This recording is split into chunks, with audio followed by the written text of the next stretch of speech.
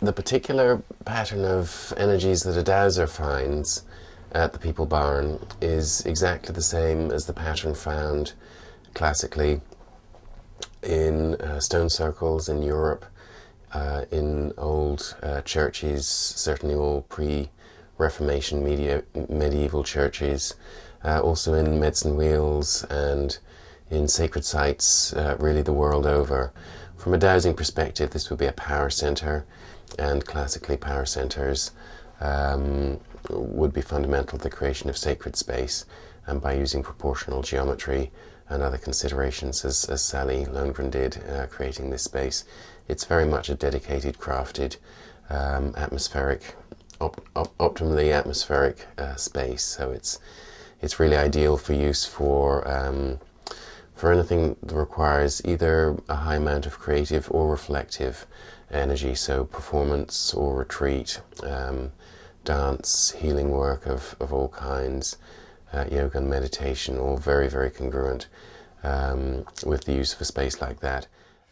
You know, the New England Healer Symposium is a very simple celebration and appreciation. It's a sign of gratitude to the inherent healer in all of us. So we had presenters that I found and was lucky to have come and do this as seva. No one got paid on any of the teachers, and it's because they're healers. They're real healers. They took an oath whether they said it out loud or not, especially when they came here. So that's a centralized kind of truth that I'm trying to bring out into the open. And also the New England Healer Symposium is an effort to amalgamate or create a soup out of all these amazing lineages: Ayurveda, macrobiotics, American Western herbalism, you know, shamanist, everything. You know, it's an amalgamation.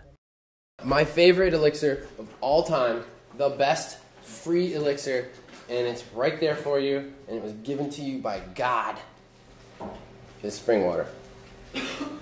This water is living, it's structured, it's vibrationally stable. For me, everything kind of came together at the same time, and I really could embrace the food aspect and the other aspects of, like, I mean, I was open to yoga around that time. So I started doing yoga, and I found that eating this way, I was tremendously more flexible. I mean, it was just literally, it only took a week or two of eating live foods, and I'm like doing different postures and, you know, touching my toes first thing in the morning, where usually it took till like noon for me to like touch my, I'd be like, and then like, oh, it's 12 o'clock, I can touch my toes now. It was like first thing in the morning, I'm like, bing. So, and then that's yoga is a physical aspect, but there's also aspects of spirituality where you get into meditation, or you get into, you know, reading Buddhist sutras, or you delve into the Bible further and explore. For me, with the eating, it allowed me to explore broader aspects of religion and cultures, outside of what's on the news and outside of what's fed to you. And yeah, it just kind of opened up like this loving nature and acceptance, which was kind of like I was describing, a country of constipated people. It's like, you know, you can't really embrace your neighbor when you're just uptight. And the foods allow that and support that, and then other things branch off of that.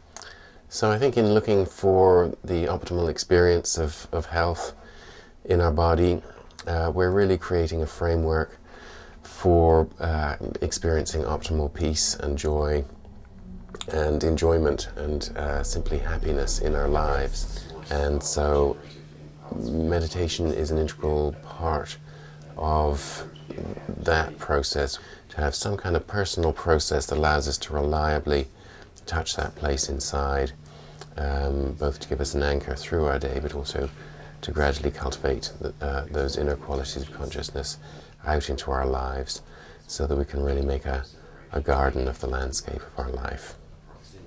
You could use it as a fan. And then also, there's a little water on it, so, you know, being Catholic, they do that thing where they bless, the priest goes around and blesses you. You can do that as well. So you've been blessed. We're all blessed. Thank you. All right, ladies and gentlemen of the crowd, I'm pleased to bring you fermentation. Now there's the salt down here, and you know, it's not really a big deal. You know, I typically will stir it up for myself in a jar, but I want to stupidly oversimplify this because it's really just salt water and vegetables. It's a beautiful thing, really, because when we do this, you know, it's specifically with sauerkraut, it's actually adding more nutrients, the process. With pickling, it's making them more bioavailable. No matter. I'm sure there's mean and angry raw fooders out there and live fooders. It's like there's still hostility.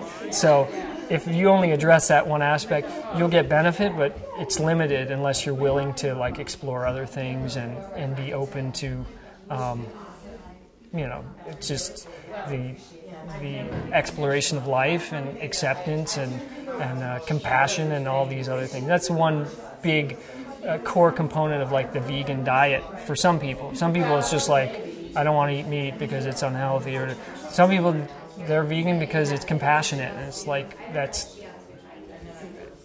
what makes me feel most comfortable. I can sleep at night.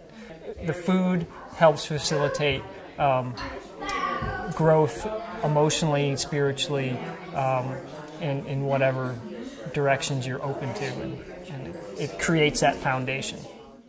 A lot of my experience these past 20 years has to do with mental illness and mental clarity and all of that, and always labeling myself as, you know, it's like, you're bipolar, that's what you are. And it's like, I'm shedding that now, you know, and so I'm at this very transition place in my life right now, so I can't really speak for a place of how this voice will speak for other people or anything, but from my personal experience, it's empowered me, you know, because I'm not dependent on the medical system. This weekend is amazing. Like, I think it's great to bring people together with a conscious vision, you know, of being healthy, leading a healthy, conscious lifestyle. And I think raw foods, back to the gateway thing, are a gateway into a conscious lifestyle. Let's take in a deep breath and own this miso real quick.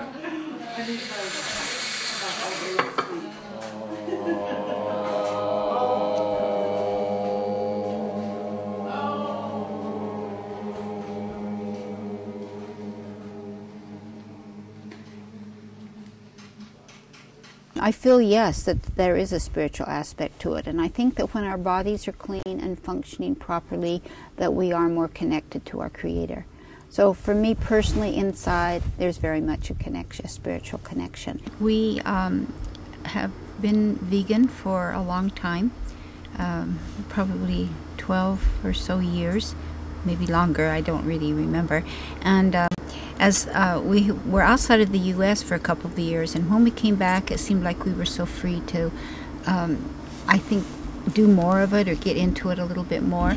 And so I started teaching some of my friends about raw vegan cooking, because they would come to our house on a Wednesday night for a Bible study group, and I would feed them these incredible desserts, and they kept saying, we need to know how to do this. And so from that I started teaching a class, and that class then led into me teaching others, and then advertising to teach, and so on. So that's where the class teaching came.